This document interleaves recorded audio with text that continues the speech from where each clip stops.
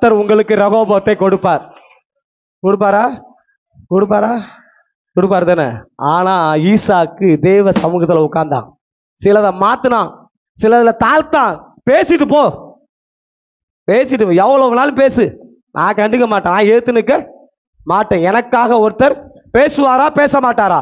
உனக்காக பரிந்து பேசுவார், உனக்காக பரிந்தும் பேசுவார், உனக்காக வழக்காடவும் செய்வார். வழக்காட வேண்டாம், உனக்கு அவர் வழக்காடினார்னா வித்தியாசமா இருக்கும், தேடினாலும் பார்க்க முடியாது.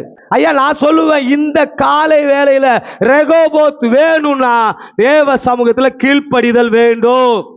அந்த வாக்குத்தத்தை நிறைவேறணும். நீயும் உன் பிள்ளைகளும் சீயோனில் அடையாளமும் அற்புதமாகவும் இருக்க போறீங்க.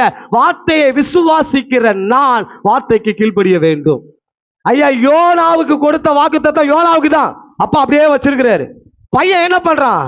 சொல்ல வேண்டிய இடத்துக்கு போகல, கீழ்ப்படிதல் இல்லை. அவர் நினிவேக்கு போக சொன்னா எங்க போயிட்டான்? தர்சிசுக்கு போயிட்டான். போனவன் தான் போறதுக்கு முன்னாடி எங்க உட்காந்துட்டான்?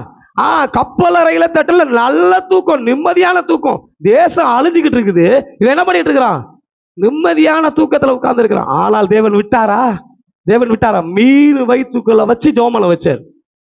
ஐயா அப்போ கூட அவன் ஜபம் பண்ணினது நிமித்தம் தான் மீன் அவனை எங்க கொண்டு போய் கக்கி போட்டுச்சான்?